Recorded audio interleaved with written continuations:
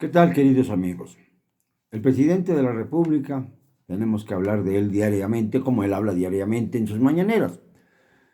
El presidente de la República pretende empobrecer a los mexicanos. Nada de que los pobres son primero. En principio, no tiene idea de lo que es el federalismo. Las participaciones a los estados han disminuido groseramente, pero sobre todo ha castigado a aquellas entidades cuyos gobernadores han mostrado algo de dignidad frente al gobierno centralista que encabeza López Obrador.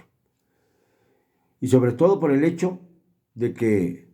hay estados en donde las cosas no han ido bien para Morena, como ocurrió en los recientes comicios en Hidalgo y Coahuila, entidades a las que ahora castiga López Obrador, reduciéndoles considerablemente sus participaciones, las que tiene obligación de entregar el gobierno de la República, porque de eso se trata la federación, porque de eso se trata el equilibrio y la estabilidad del país. Y a veces se le olvida. Igual pasa con Chihuahua, en donde el gobernador Javier Corral pues ha sido bastante duro en sus expresiones con el hecho de que el presidente de la República no cumple con sus palabras y luego responsabiliza a los gobernadores por los males que sufren en cada una de sus entidades, sobre todo en lo que se refiere al crecimiento del narcotráfico, que ya en la Ciudad de México alcanza la mitad de la ciudad. Ya hay un corredor por donde pasa el cártel Jalisco Nueva Generación, sin que nadie les diga nada, sin que nadie pretenda siquiera detenerlos. Igual que ocurrió recientemente en Culiacán, en Sinaloa. Todo Sinaloa es del narcotráfico, todo Sonora es del narcotráfico. Hablando de Sonora, pues ahí tienen ustedes ya como precandidato a Alfonso Durazo Montaño, quien apenas fue destapado como candidato, sufrió la pérdida de su madre como consecuencia del COVID-19. Esto para aquellos que piensen que el COVID-19 es solamente una fantasía que se le ha ocurrido a algunos detractores del gobierno de Andrés Manuel López Obrador, cuando bien sabemos que México es el país con más decesos del mundo, no el número 4, lo hemos repetido muchas veces, porque a los muertos que oficialmente se registran hay que multiplicarlos por 3.8, de acuerdo al factor que el propio Hugo López-Gatell, subsecretario encargado de la pandemia, de mitigarla, ha revelado. Entonces, estamos en una situación anómala, en la que se habla del gobierno de los pobres, pero se privilegia a los funcionarios ricos, como Alfonso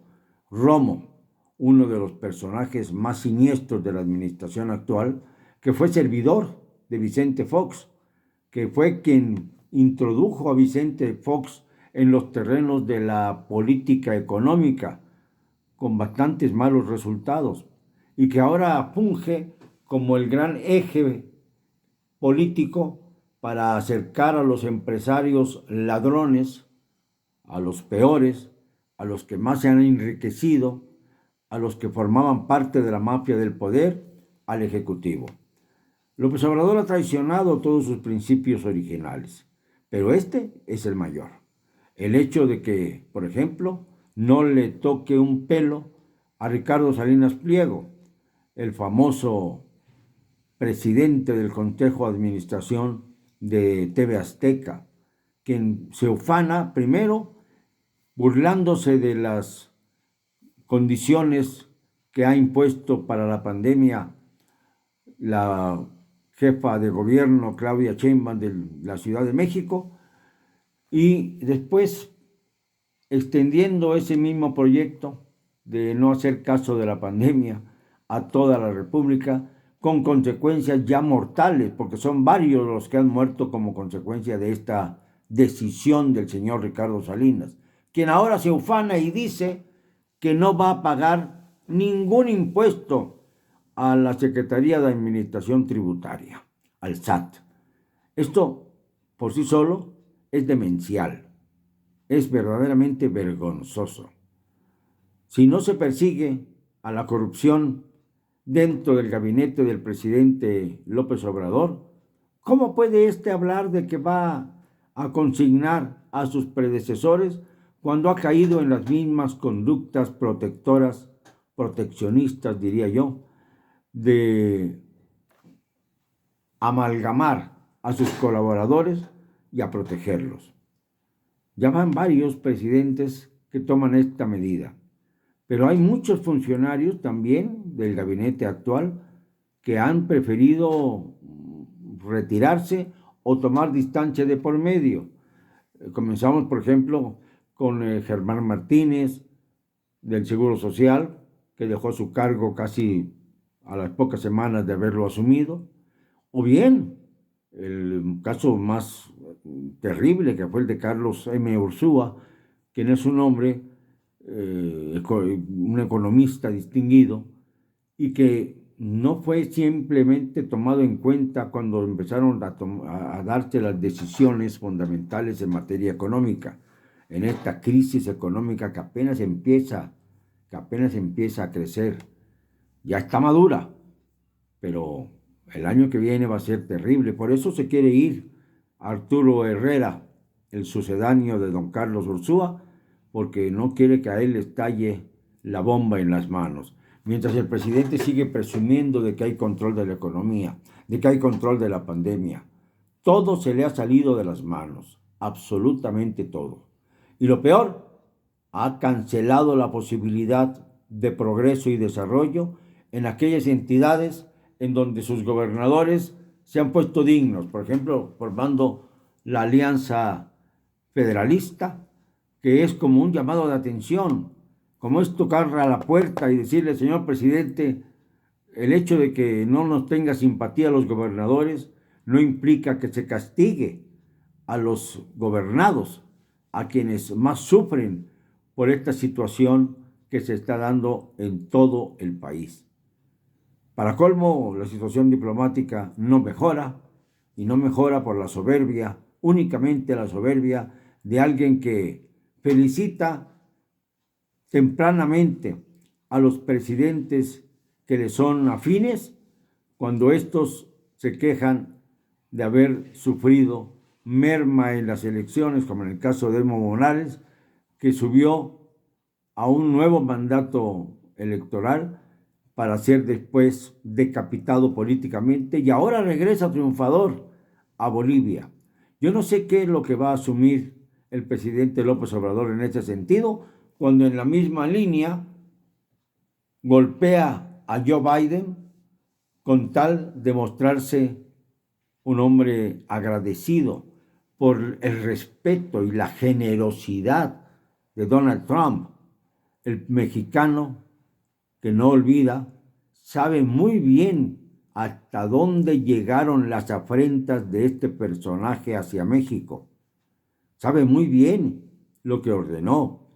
y sabe muy bien que en cualquier circunstancia que nos toque vivir será bastante mejor que lo que nos oyó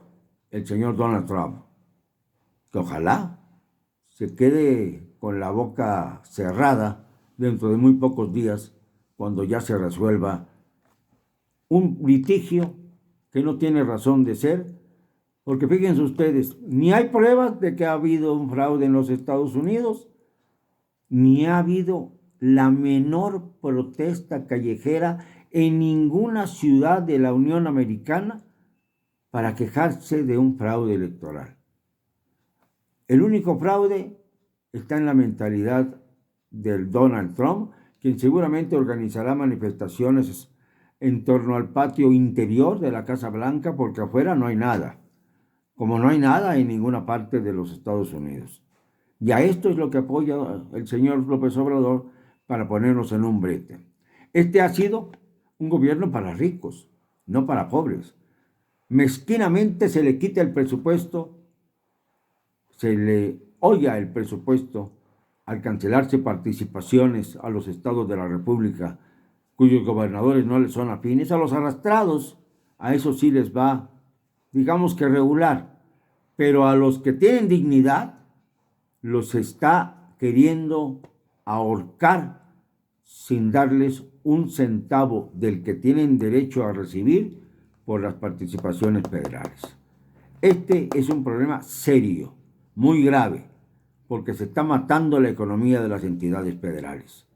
y porque su litigio político estúpido con la Unión Americana, un litigio que va más de lo diplomático, está por arruinar aún más la deteriorada economía de nuestro país, por la dependencia desgraciada que tenemos de los Estados Unidos. Algo que no quisiéramos, pero que en la realidad es,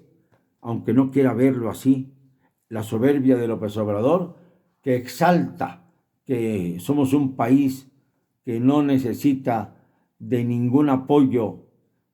externo, que es un país sólido y fuerte, que resiste todas las tentaciones que vienen del exterior,